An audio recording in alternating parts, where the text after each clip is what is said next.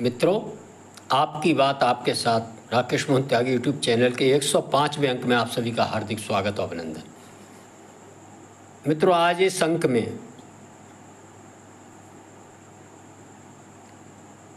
जम्मू कश्मीर चुनाव, हरियाणा चुनाव की बात तो मैं पूर्व के अंकों में भी कर चुका हूँ और बहुत आप देख रहे होंगे सोशल मीडिया पर सैकड़ों की संख्या में इस तरह के वीडियो आपने आए होंगे, देखे होंगे और सुने भी होंगे।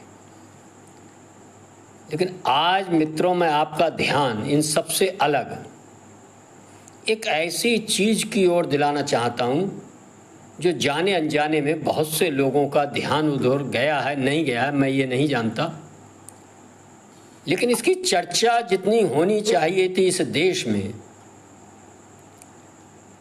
वह चर्चा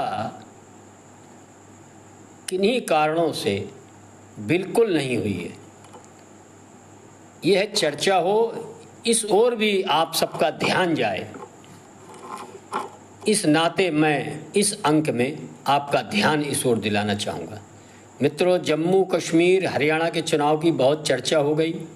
कौन जीता कौन हारा, लोकतंत्र की जीत हुई। भारतीय जनता पार्टी ने हरियाणा के अंदर तीसरी बार लगातार सरकार बनाने का पिछले बहुमत से आगे बढ़कर स्पष्ट बहुमत के साथ एक जो वहाँ की जनता ने फैसला दिया और तीसरी बार भारतीय जनता पार्टी सरकार बनाने के लिए इस चुनाव में जीती।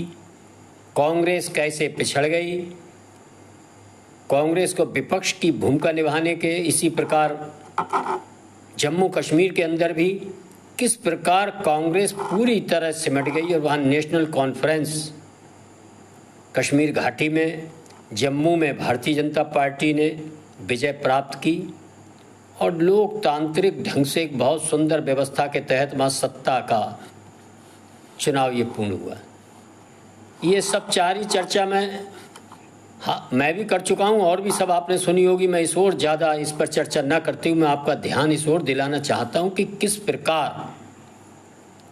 इस भारतवर्ष में 2014 के बाद एकाध क्षेत्र नहीं, बहुत से क्षेत्रों में आमूल चूल परिवर्तन हुआ। मित्रों, जैसे कि हम सब इतिहास के पढ़ने वाले व पढ़ाने वाले दोनों जब इतिहास की चर्चा करते हैं तो एक शब्द आता है ईसा पूर्व और ईसा के बाद। इतिहास को दो कालखंडों में बांटकर देखा जाता है।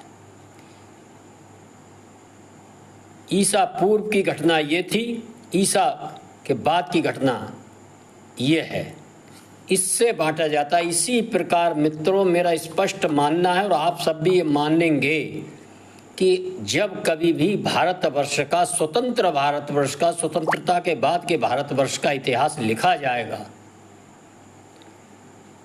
तो यह कोई ना कोई विभाजक रेखा जब बनाई जाएगी कि आखिर कैसे एक भारतवर्ष 2014 के पहले था और एक भारतवर्ष 2014 के बाद है।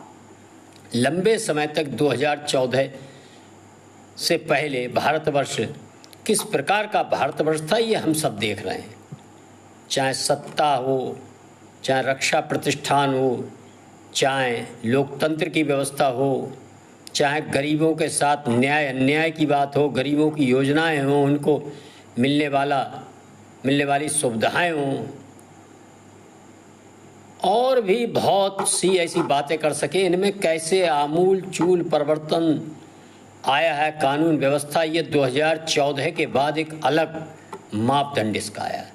मित्रों, मैं आपका ध्यान आज इस अंक में इस ओर दिलाना चाहता हूं कि जो चुनाव जम्मू कश्मीर में हुए इसकी कहीं बहुत छुटपुट चर्चा हुई है उस बात की जिसकी चर्चा ज़्यादा होनी चाहिए थी। ये 2014 के बाद संभव हुआ है कि जो जम्मू कश्मीर गोलियों की तड़तड़ाहट, बमों के आवाज़ और रक्त रंजित एक लंबा समय जम्मू कश्मीर ने देखा था, लेकिन आखिर क्या हुआ? बड़े आश्चर्यजनक ढंग से इस पूरे चुनाव में कहीं भी एक पटाखा भी नहीं चला और बहुत लोकतंत्र की एक सुंदर उदाहरण प्रस्तुत करते हुए ये जम्मू कश्मीर की चुनावी प्रक्रिया संपन्न हुई, जिसे विदेशों से आए विभिन्न प्रेक्षकों ने भी बहुत ही सराहा और उन्होंने माना कि ये लोकतंत्र का पर्व बेहद ही खूबसूरती के साथ, बेहद ही ईमानदारी के साथ, बेहद ही शांतिपूर्ण ढंग से ये संपन्न हो रहा है। ये चुनाव, इसकी जितनी प्रशंसा करनी चाहिए थी वह भारतवर्ष के मीडिया में नहीं हो पा रही है।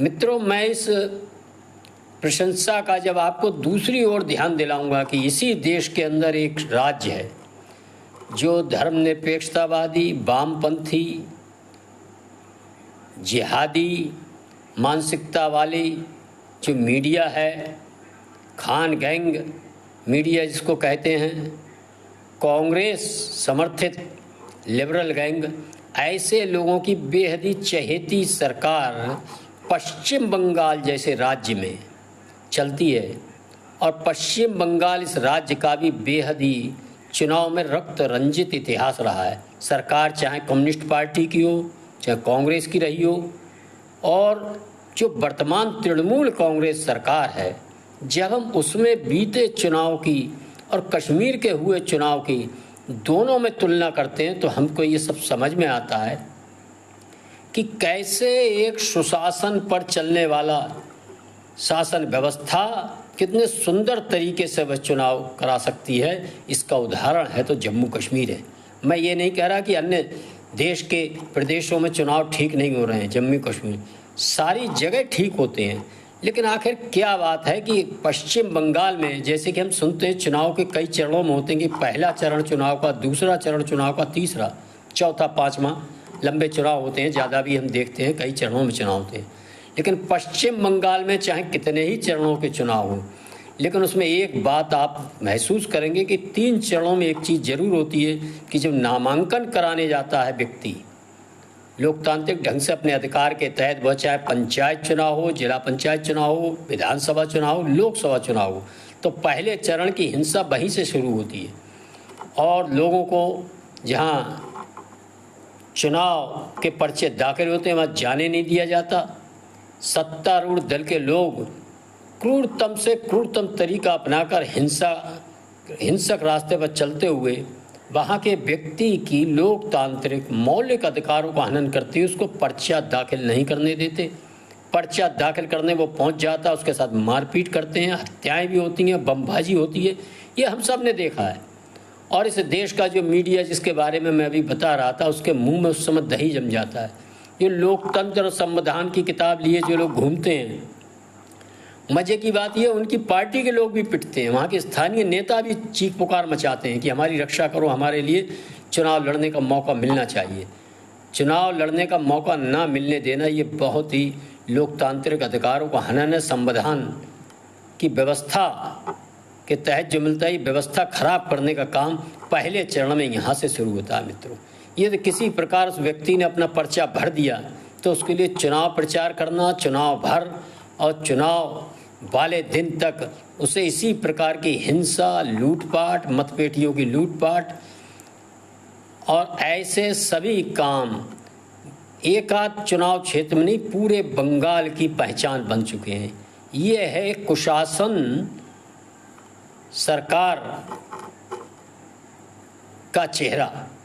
और इसका तीसरा चरण जब शुरू होता है, जब चुनाव संपन्न हो जाते हैं और मुख्य विपक्षी दल वो चाहे भारतीय जनता पार्टी हो, चाहे कांग्रेस हो, चाहे कम्युनिस्ट पार्टी हो, और जब कम्युनिस्ट पार्टी सत्तारूढ़ थी तो उस समय चेहरे बदल जाते थे, तृणमूल कांग्रेस थी और अन्य दल रहा करते थे, उनके कार्यकर्ताओं के साथ, उनके वोटरों के साथ एक लंबा रक्त रंजित हिंसा का दौर चला करता है। ये हम सब देखते हैं।